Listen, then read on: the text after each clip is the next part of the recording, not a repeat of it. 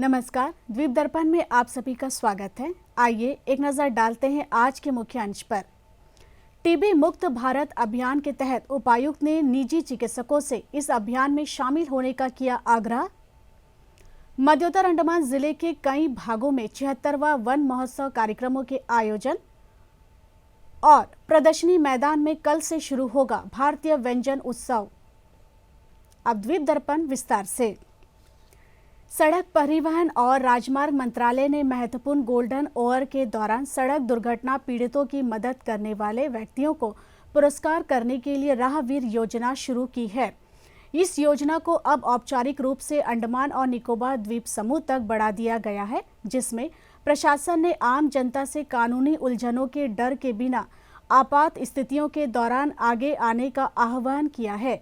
राहवीर योजना के तहत किसी भी ऐसे नेक व्यक्ति को 25,000 रुपये का वित्तीय पुरस्कार दिया जाएगा जो गंभीर रूप से घायल सड़क दुर्घटना पीड़ित की सहायता करता है और यह सुनिश्चित करता है कि वे घटना के 1 घंटे के भीतर अस्पताल पहुंचे। अधिसूचना के अनुसार यदि कई व्यक्ति एक ही पीड़ित की मदद करते हैं तो पुरस्कार राशि उनके बीच समान रूप से विभाजित की जाएगी। ऐसे मामलों में जहां एक व्यक्ति कई पीड़ितों को बचाने में मदद करता है, पुरस्कार राशि प्रति व्यक्ति प्रति घटना 25,000 रुपये तक सीमित है। प्रत्येक पुरस्कार के साथ एक आधिकारिक प्रशंसा पत्र प्रमाण पत्र भी दिया जाएगा। राष्ट्रीय स्तर पर वर्ष भर पुरस्कार प्राप्त करने वालों में से प्रति वर्ष 10 व्यक्तियों का चयन किया जाएगा। इन प्राप्तकर्ताओं को प्रत्येक को 1 लाख रुपए के अतिरिक्त राष्ट्रीय पुरस्कार से सम्मानित किया जाएगा। यह योजना मदद के लिए आगे आने वालों को मजबूत कानूनी सुरक्षा प्रदान करती है। पीड़ितों की मदद करने वाले व्यक्तियों पर उनकी स्पष्ट सहमति के बिना कोई कानूनी कार्रवाई नहीं की जाएगी।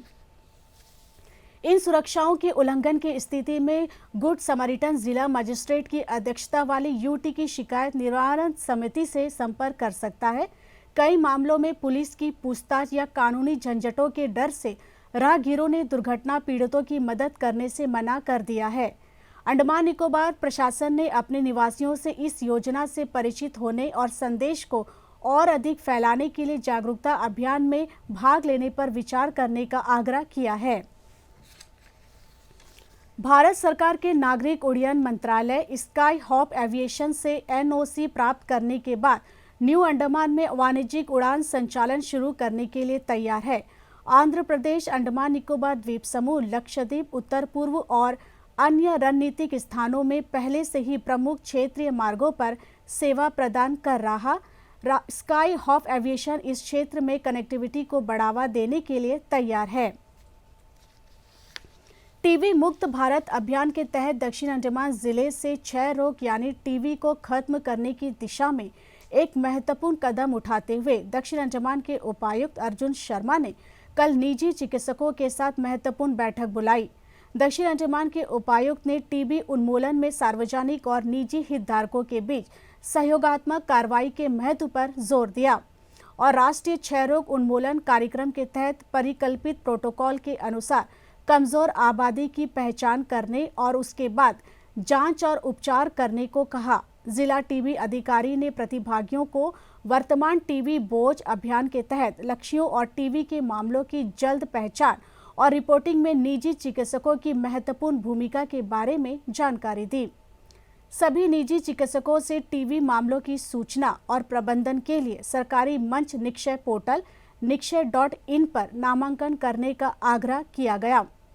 उनसे जिला नियंत्रण कक्ष को निर्धारित प्रारूप में दैनिक रिपोर्ट प्रस्तुत करने का भी अनुरोध किया गया।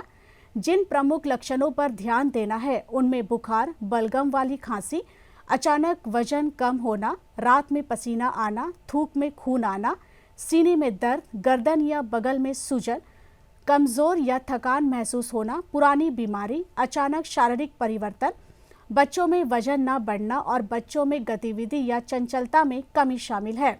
इसके अतिरिक्त निजी चिकित्सकों को टीबी मुक्त भारत अभियान के तहत निक्षय मित्र के रूप में पंजीकरण करने के लिए प्रोत्साहित किया गया। यह स्वैच्छिक समर्थन न केवल टीबी रोगियों को प्रदान की जाने वाली चिकित्सा देखभाल को मजबूत करता है, बल्कि सामाजिक और आर्थिक चुनौतियों का समाधान करने में भी मदद करता है। दक्षिण अंडमान जिला उपायुक्त ने सभी नैदानिक प्रतिष्ठानों से जिला स्वास्थ्य सोसाइटी द्वारा प्रदान की गई सूचना, शिक्षा और संचार सामग्री प्रदर्शित करने का आग्रह किया। आइए अब लेते हैं एक छोटा सा अंतराल।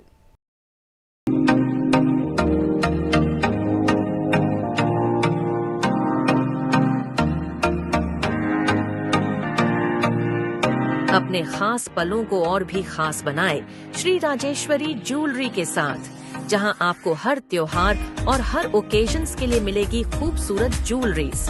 तो आइए और सोने की चमक से अपने पलों को सजाइए।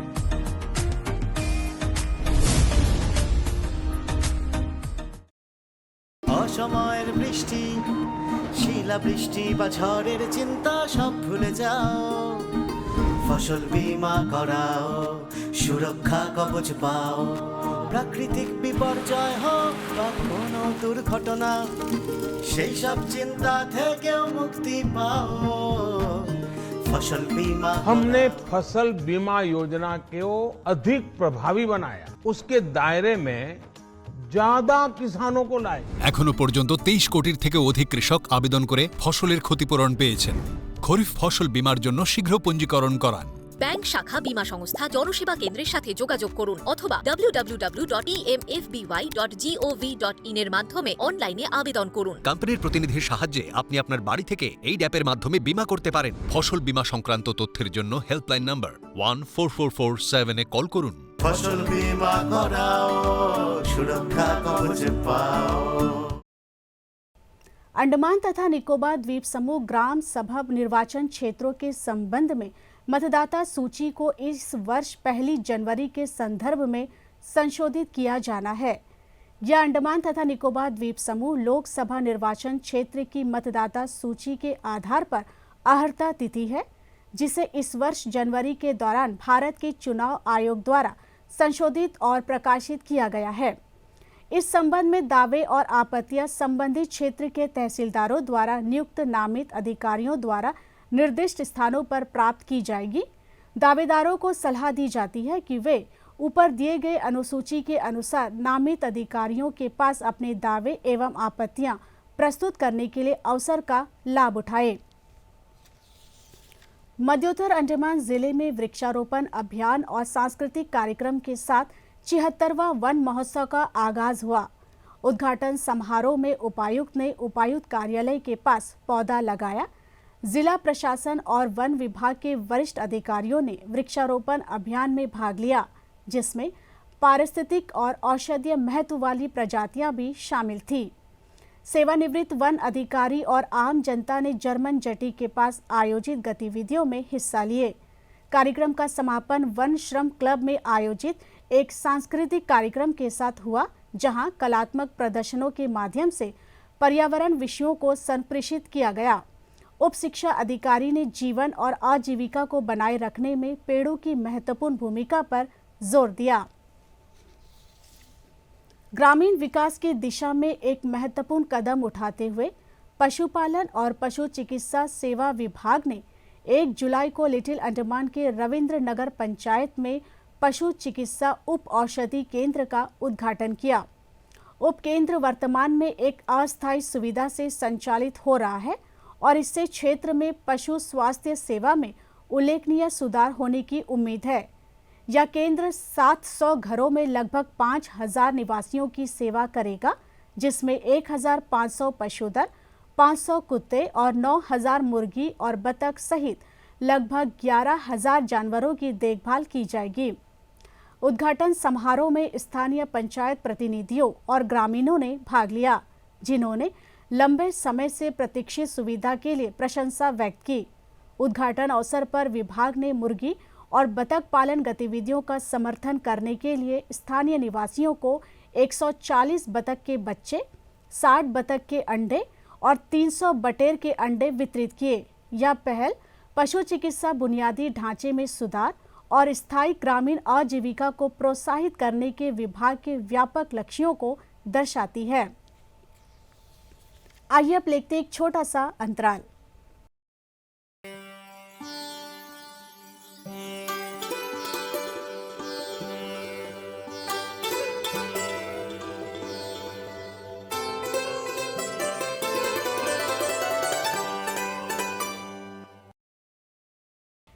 केंद्रीय प्रशासनिक न्यायाधिकरण कलकत्ता पीठ के उप रजिस्ट्रार ने सूचित किया है कि 14 से 25 जुलाई तक पोर्ट ब्लेयर में सर्किट सिटिंग होगा।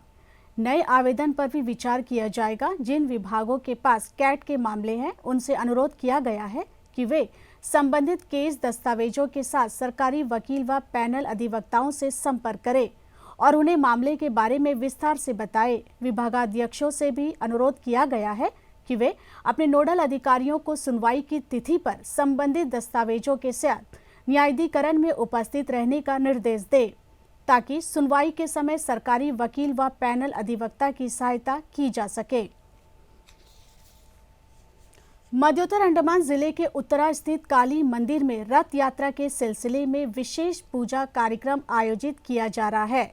27 जून को कदमतला के कृष्ण मंदिर से रथ यात्रा शुरू हुई, जो उत्तरा के काली मंदिर पहुंची। यहां पर 8 दिन तक विशेष पूजा कार्यक्रम, कीर्तन एवं अन्नदानम हो रहा है। पूजा कार्यक्रम में उत्तरा के प्रधान प्रकाश मंडल सहित PRI सदस्य और बड़ी संख्या में श्रद्धालु भाग ले रहे हैं। पूजा कार्यक्रम के दौरान मंदिर को विशेष रोशनी से सजाया गया। श्रद्धालु मिलकर कीर्तन कर रहे हैं और पूजा अर्चना में बढ़ चढ़कर हिस्सा ले रहे हैं।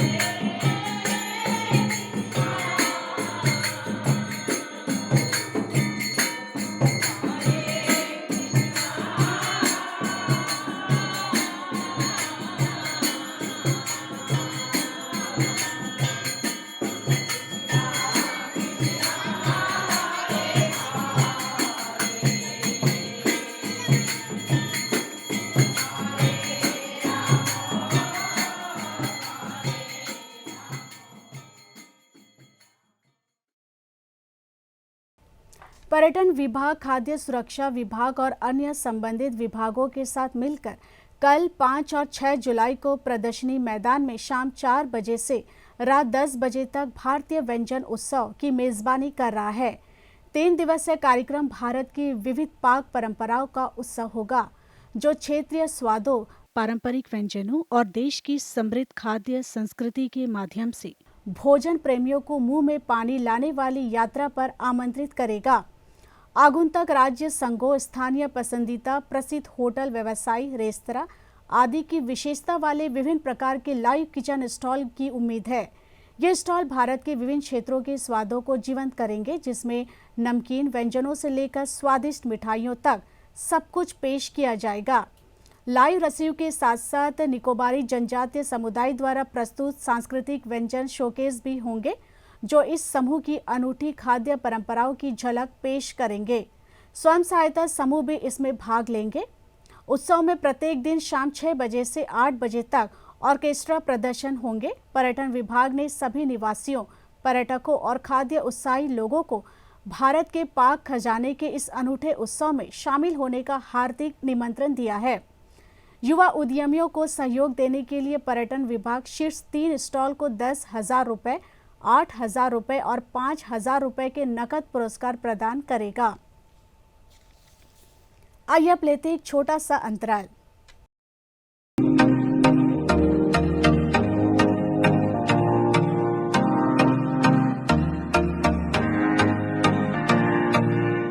अपने खास पलों को और भी खास बनाए श्री राजेश्वरी ज्वेलरी के साथ, जहां आपको हर त्योहार और हर ओकेजन्स के लिए मिलेगी खूबसूरत ज्वेलरीज।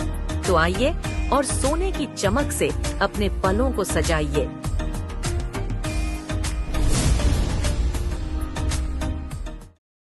অসময়ের বৃষ্টি, শিলাবৃষ্টি বা ঝড়ের চিন্তা সব ভুলে যাও।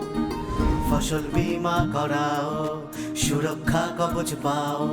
প্রাকৃতিক বিপর্যয় হোক বা কোনো দুর্ঘটনা, সেই সব চিন্তা থেকেও মুক্তি পাও।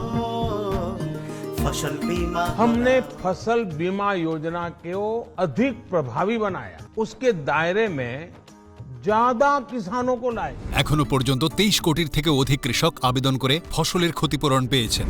খরিফ ফসল বীমার জন্য শীঘ্র পঞ্জীকরণ করান। ব্যাংক শাখা, বীমা সংস্থা, জনসেবা কেন্দ্রের সাথে যোগাযোগ করুন অথবা www.emfby.gov.in এর মাধ্যমে অনলাইনে আবেদন করুন। কোম্পানির প্রতিনিধির সাহায্যে আপনি আপনার বাড়ি থেকে এই অ্যাপের মাধ্যমে বীমা করতে পারেন। ফসল বীমা সংক্রান্ত তথ্যের জন্য হেল্পলাইন নাম্বার 14447 এ কল করুন। ফসল বীমা করাও, সুরক্ষা কবচ পাও। विश्व प्रसिद्ध रथ यात्रा उत्सव 5 जुलाई को बहुधा यात्रा यानी वापसी रथ उत्सव के साथ समाप्त होगा। उत्कल समाज में हजारों भक्त इस उत्सव में शामिल होकर भगवान जगन्नाथ का आशीर्वाद लेंगे, जो परंपरा, सुरक्षा और आध्यात्मिक भव्यता का प्रतीक है। पेश है एक रिपोर्ट। रथ यात्रा सांस्कृतिक उत्सव का केंद्र बिंदु पौराणिक कथा को पारंपरिक तरीके से प्रस्तुत करना है। भगवान जगन्नाथ अपने भाई बहन बलभद्र और सुभद्रा के साथ रथ यात्रा के दौरान गुंडीचा मंदिर की यात्रा पर निकलते हैं। अपनी पत्नी देवी लक्ष्मी को पीछे छोड़कर लक्ष्मी का कोधरू देवी लक्ष्मी उपेक्षित महसूस करते हुए हेरा पंचमी अनुष्ठान के माध्यम से अपने क्रोध और निराशा को व्यक्त करती है। हेरा पंचमी अनुष्ठान रथ यात्रा के 5वें दिन देवी लक्ष्मी अपनी परिचारिकाओं के साथ गुंडीचा मंदिर जाती है, जहां भगवान जगन्नाथ ठहरे हुए हैं। वह अपनी परिचारिकाओं को भगवान जगन्नाथ के रथ का एक हिस्सा क्षतिग्रस्त करने का आदेश दे सकती है या अपनी नाराजगी व्यक्त करने के लिए अन्य प्रतीकात्मक कार्य कर सकती है। देवी को मनाना, अंततः भगवान जगन्नाथ माफी मांगकर और उपहारों के साथ देवी लक्ष्मी को मनाते हैं और वह उन्हें मुख्य मंदिर में उनके साथ वापस लौटने की अनुमति देती है। भगवान जगन्नाथ की मुख्य मंदिर में अंतिम वापसी को नीलाद्रि बीजे कहा जाता है, जो रथ यात्रा उत्सव का समापन करता है। संस्कृति भारतीय नृत्य अकादमी के कलाकारों ने भगवान जगन्नाथ की कथा को रंगारंग नृत्य के माध्यम से प्रस्तुत किया।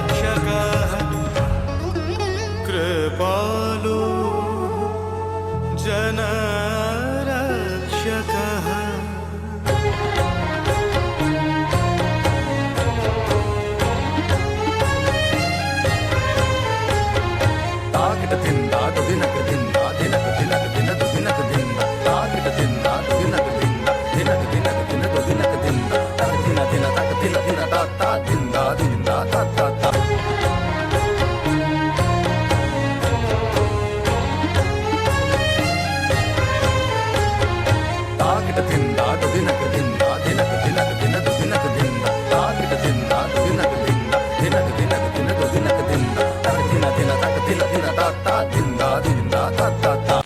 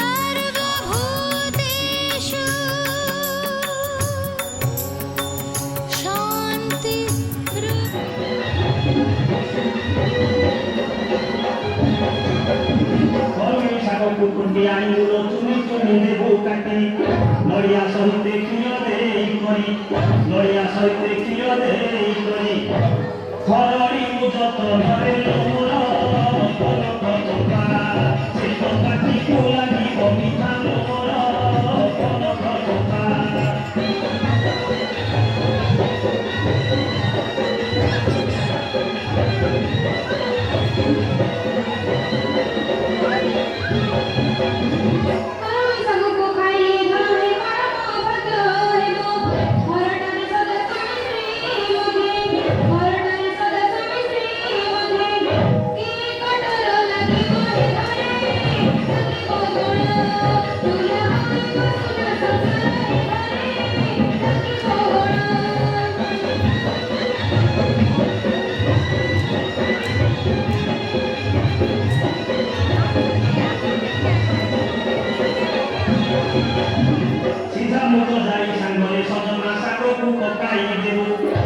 देसी पियाज सरू सरू काटी देसी पियाज सरू सरू काटी कंचा लंका पकाई फूल शाग कंचा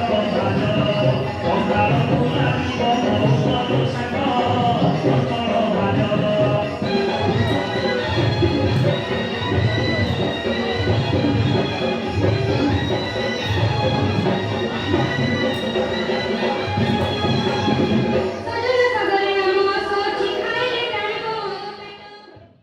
यह आयोजन उड़ीसा सरकार के सांस्कृतिक विभाग द्वारा प्रायोजित था। इस समारोह में अतिथि के रूप में DIG coast guard Amitabh Banerjee और डीडीजी दूरदर्शन सुब्बाराव शामिल हुए, जिन्होंने इस सुंदर नाटक को प्रस्तुत करने वाले कलाकारों को प्रमाण पत्र प्रदान किए।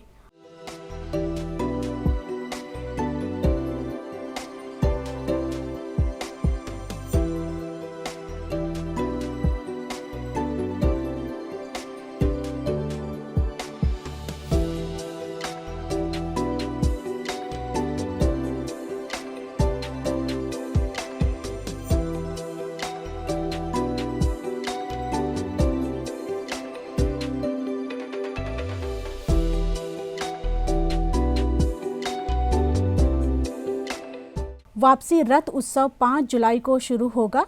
दूरदर्शन श्री विजयपुरम दोपहर 1 बजे से इसका लाइव प्रसारण आयोजित करेगा। प्रशासन ने कहा कि जिन उम्मीदवारों ने मुख्य भूमि संस्थानों में आरक्षित विभिन्न पाठ्यक्रमों के आवंटन के लिए आवेदन किया है, उन्हें संबंधित पाठ्यक्रमों के लिए राष्ट्रीय पात्रता सह प्रवेश परीक्षा यूजी नीट और राष्ट्रीय होटल प्रबंधन परिषद संयुक्त प्रवेश परीक्षा का स्कोर कार्ड परिणाम की घोषणा की तारीख से 3 दिनों के भीतर श्री विजयपुरम में सचिवालय के विकास अनुभाग 4 में जमा करना चाहिए। हालांकि यह देखा गया है कि काफी संख्या में उम्मीदवारों ने संबंधित प्रवेश परीक्षा के स्कोर कार्ड की प्रति जमा नहीं की है। उप सचिव उच्च शिक्षा से प्राप्त विज्ञप्ति में कहा गया है कि अंतिम अवसर के रूप में जिन्होंने इन पाठ्यक्रमों के आवंटन के लिए आवेदन किया था, उन्हें निर्देश दिया जाता है कि वे इन पाठ्यक्रमों सीटों के लिए निर्धारित परीक्षा के स्कोर कार्ड की प्रति इस प्रेस विज्ञप्ति के जारी होने की तिथि से 3 दिनों के भीतर या तो mail ID assistant secretary higher education @gmail.com के माध्यम से या व्यक्तिगत रूप से श्री विजयपुरम स्थित सचिवालय के विकास अनुभाग 4 में जमा करें। शिक्षा निदेशालय अंडमान निकोबार शतरंज संघ के साथ मिलकर स्मार्ट गर्ल्स अंडर 19 शतरंज टूर्नामेंट का आयोजन कर रहा है। 12 और 13 जुलाई को होने वाला यह कार्यक्रम श्री विजयपुरम में राजकीय बालिका वरिष्ठ माध्यमिक विद्यालय के सभागार में आयोजित किया जाएगा। यह टूर्नामेंट कई श्रेणियों में आयोजित होगा। इसके लिए कोई प्रवेश शुल्क नहीं होगा। प्रतिभागियों को मौजूदा सत्र के लिए अखिल भारतीय शतरंज महासंघ के साथ पंजीकृत होना अनिवार्य है।